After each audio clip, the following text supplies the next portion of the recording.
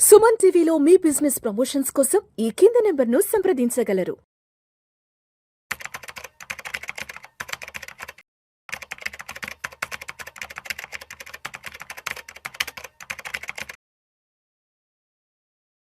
Sir Giribabu గారు నమస్తే sir. నమస్తే అండి. Welcome to Vishnu talks. Thank you.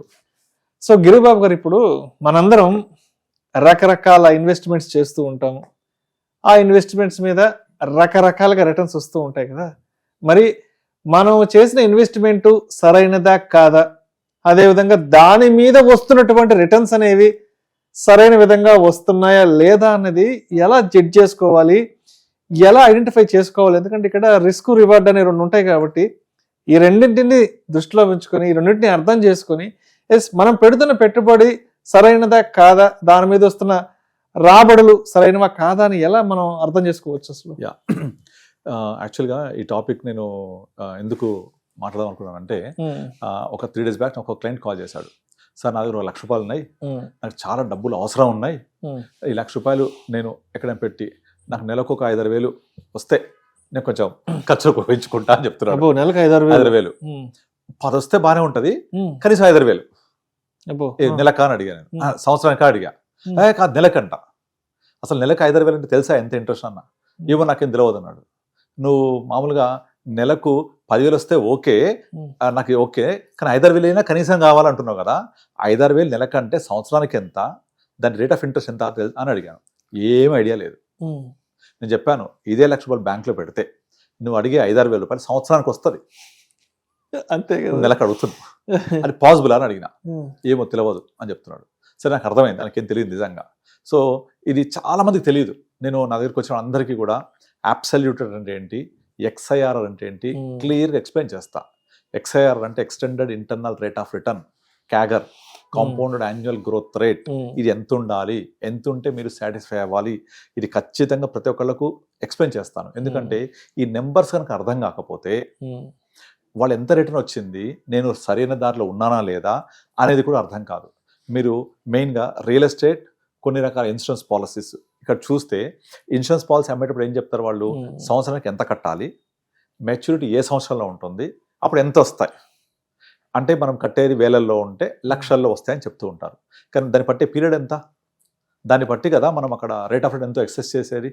ఈ పీరియడ్ గురించి మాట్లాడకుండా మేబీ 15-20 years పీరియడ్ ఉంటుంది, అది తెలుసు. అది కానీ మీరు కొన్ని వేల రూపాయలు ఎవ్రీ ఇయర్ కడుతూ పోతే మెచ్యూరిటీలో కొన్ని లక్షల రూపాయలు వస్తుంది. ఎన్ని ఫ్యూ ల్యాక్స్ రూపీస్. అక్కడ లక్షలు వేలు, లక్షలు వేలు, ఇదంతా సైకాలజీ. అరే నేను వేలలో కడుతున్నా, లక్షలు వస్తున్నాయి అని ఆలోచిస్తారు తప్ప నాకు వచ్చే రేట్ ఆఫ్ రిటర్న్ ఎంత అని అర్థం చేసుకుంటే ఎవరు ఆ ఇన్సూరెన్స్ పాలసీ జోలికి కూడా పోరు. తర్వాత రియల్ ఎస్టేట్, నేను 20 years బ్యాక్ కొన్నాను, ఫ్యూ ల్యాక్స్, ఇప్పుడు ₹1,00,00,000 ఉంది, లేదా ఫ్యూ థౌజండ్స్ ఇప్పుడు లక్షల్లో ఉంది. Okay, right, good. మీరు ఎప్పుడైనా దాని పర్సంటేజ్ రిటర్న్ లెక్కేశారా? అయ్యారు ఎవరు? దాని బట్టి టైం ఎంత? సపోజ్ ఫర్ ఎగ్జాంపుల్ ఒక క్లయింట్ ఉంది, ఆమె నేను అల్వాల్లో 2006-07లో 7 లక్షలకి ఒక ల్యాండ్ కొన్నాను. ఇవాళ ల్యాండ్ 40 లక్షలు ఉంది. 2007లో 6-7 ఆ టైంలో కొన్నాను, దగ్గర 18-19 ఏళ్ల క్రితం. 6-7 అంటే ఆల్మోస్ట్ 20 సంవత్సరాలు. 20 ఏళ్లలో 7 లక్షలు పెట్టి కొన్న ల్యాండ్ ఇవాళ 35-40 లక్షల మధ్య ఉంది అంటే 5 times పెరిగింది. మీరు CAGR లెక్కేయండి, కనీసం 5-6% కూడా రాదు అది. కానీ అక్కడ వాళ్ళు 7 లక్షలు పెట్టుకున్నా 40 లక్షలు వచ్చింది, 30 లక్షలు, 30-40 లక్షలు ఉంది. 40 ఉంది కానీ 30 పోద్ది. ఇప్పుడు చెప్పుడు ఆమె 40 ఉంది కానీ 30 వరకు పోతుంది. 7 లక్షలకి కొన్నా కదా, కానీ దాన్ని బట్టి టైం ఎంత, 20 సంవత్సరాలు. దాన్ని కనుక మీరు కన్సిడర్ చేసి కనుక లెక్కేస్తే 5-6% కూడా రాదు. కనుక ఆ 5-6% వచ్చింది అంటే కనీసం అర్థం కూడా కావట్లేదు. మ్యూచువల్ ఫండ్ ఇన్వెస్ట్ చేసింది, తన పోర్ట్ఫోలియో కన్జర్వేటివ్ రన్ చేసి 13.8% ఉంది. ఆ 13.8% అంటే అక్కడ పెట్టిన దానికి తీసినానికి 4 years అవుతుంది. అసలు అర్థం కూడా కావట్లేదు. అంటే 13.4%, 13.8% in spite of market down, conservative portfolio per annum ఇచ్చింది. లాస్ట్ 4.5 yearsలో conservative portfolio is a very very good return. మనకు తెలుసు ఆ విషయం. కానీ నేను ఎంత పెట్టాను, ఎంత పెరిగింది, వచ్చిన గ్రోత్ ఎంత, ఆ అమౌంట్ చూస్తారు. కానీ మొత్తం రోజు పెట్టామా? లేదు. స్టెప్ బై స్టెప్ అప్పుడింత పెట్టారు. ఇవి చూడరు. SIPలో కూడా అంతే. నేను 8 ఏళ్ళు పెడతాను, SIP 7 ఏళ్ళు. అప్పుడు కానీ మీరు పెట్టే అమౌంట్ డబల్ కాదు, ఇన్వెస్టెడ్ అమౌంట్ మార్కెట్ వాల్యూ. కానీ 8 years క్రితం పెట్టా డబల్ కాలే, 8 years క్రితం మీరు అంత రోజు పెట్టలేదు కదా. దానికి XIRR ఉంటుంది కదా, ఆ XIRR ఎంత వస్తుందని చూడాలి. దీనికి ఒక థంబ్ రూల్ చెప్తాను నేను. మన దగ్గర కనుక ₹1,00,000 ఉంటే దాన్ని లీస్ట్ మినిమం రిటర్న్ ఎంత జనరేట్ చేయొచ్చు? Simple. Bank, state bank of India, the safest bank in India వెళ్తే ఇవాళ ఉన్న రేట్ ప్రకారం 6.5% ఇస్తారు. సో ఏ ఇన్వెస్ట్మెంట్ అయినా సరే minimum rate of interest 6.5% bank ద్వారా వచ్చినప్పుడు మనము ఎక్కడ ఇన్వెస్ట్ చేసినా కూడా అంతకంటే ఎక్కువ రావాలి కదా. సో దీన్ని ఏమంటాం అంటే ఆపర్చునిటీ కాస్ట్ అంటాం. Opportunity cost says that least risk taken, least efforts you have kept. అసలు ఏం ఎఫర్ట్స్ లేకుండా, బుర్ర ఉపయోగించుకోకుండా, ఏమి చేయకుండా వచ్చే రిటర్న్ 6.5%. దీన్ని స్కేల్ ఆఫ్ 0 to 10 అని రాస్తే ఈ స్కేల్లో 0 అంటే 0 రిస్క్, రివార్డ్ ఈస్ 6.5%. అంటే 1 to 10 స్కేల్లో రాస్తే ఇది 1లో ఉంటుందన్నమాట.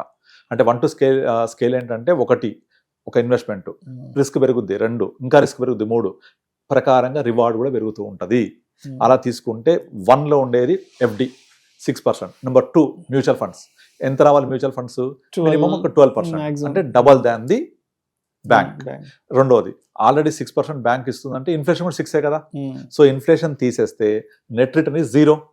సో బ్యాంక్ లో ఇన్వెస్ట్ చేయడం వల్ల ఇన్ఫ్లేషన్ బీట్ చేయరు కాబట్టి నెట్ ఇన్ఫ్లేషన్ ఇస్ 0, రైట్. దాని నెక్స్ట్ లెవెల్కి వెళ్దాం. 2 మ్యూచువల్ ఫండ్స్ 12+ ఇస్తాయి. అంటే బ్యాంక్ అంటే డబల్, ఇన్ఫ్లేషన్ కంటే డబల్. సో ఇన్ఫ్లేషన్ పోతే 6 to 7% వచ్చినట్టే return. Number 3 stock market. Risk ఎక్కువ, రివార్డ్ ఎక్కువ. అక్కడ 18-20 కూడా రావచ్చు, పోతే అది కూడా మొత్తం పోవచ్చు. Number 4 trading. Stock market investment, trading ఎక్కువ రావచ్చు, పోవచ్చు. స్పెక్యులేషన్, F&O ఇంకా రిస్క్, అది డేంజర్. పోతే 50 1 నిమిషంలో పోతాయి, వస్తే 50 వస్తాయి గంట సేపట్లో, కానీ ఎంత రిస్క్. నెక్స్ట్ ఆ పైన క్రిప్టో కరెన్సీ, ఇంకా రిస్క్. అంటే మీరు ఇక్కడ స్కేల్ 1 2 3 4 పైకి వెళ్ళినా కొద్దీ bank FD, mutual fund, stock market, trading, F&O, crypto currency ఇలా పోతూ ఉంటే సినిమా ఇండస్ట్రీ, ఫైనాన్స్ ఉంటుంది, అది 8-10% రిటర్న్ వస్తుంది. కానీ ఎంత రిస్క్ ఉంటుంది? సినిమా రాకపోతే, బయట రాకపోతే మొత్తం పోయినట్టు. ఆ పైన ఇది మన దాని ఏమంటారు, అదే మన IPL బెట్టింగ్ ఉంటుంది చూసారా, అలాంటి బెట్టింగ్స్ అవన్నీ కూడా, బెట్టింగ్ యాప్స్, అవి ఇంకా ఎక్కువ రిస్క్ ఉంటుంది.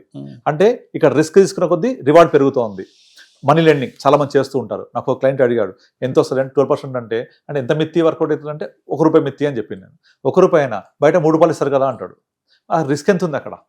సో కనుక జనానికి అది అర్థం కావాలి, రిస్క్ వర్సెస్ రివార్డ్ రేషియో. అది అర్థమైతే నేను ఎంత పెట్టాను, నాకు ఎంత వస్తుంది, నేను ఎక్కడున్నాను మంచిగా అర్థమవుతుంది. అయితే మనము నార్మల్గా అందరికి చెప్పే ఎగ్జాంపుల్ ఏంటంటే, మీరు ₹1,00,000 ఉన్నాయంటే సింపుల్గా తీసుకెళ్ళి బ్యాంక్లో పెడితే 6 వస్తుంది, ఇక్కడ బయట లెండింగ్ చేస్తే 24 వస్తుంది అనుకున్నాం అనుకోండి. 24 is very risky, 6 is 0 risk. So make it average. 6 + 24 30/2 15. ఈ 15% అనేది average of higher side of risk full, lower side of risk free. ఈ రెండింటికి యావరేజ్ ఇస్ 15 మ్యాక్సిమం. ఇదిగా బ్యాంక్లో 6 కదా, at least double two bit inflation 12%. So 12-15% మధ్యలో కనుక రిటర్న్ వస్తే 12-15 మధ్య, it is miracle, super duper returns. 12 cross అయిందంటే ఎక్సలెంట్ రిటర్న్ వచ్చినట్టే మనకు. ఎందుకు? This is a compounding nature కాబట్టి.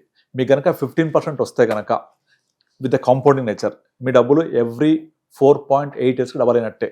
Rule 72 says that if your return is 72/18 వేసామనుకోండి, ఒక రిటర్న్ 18 వస్తే 72/18 ఎంత? 4. అంటే 4 years is the time taken to double your money. 72/15 వేస్తే 4.8 వస్తుంది.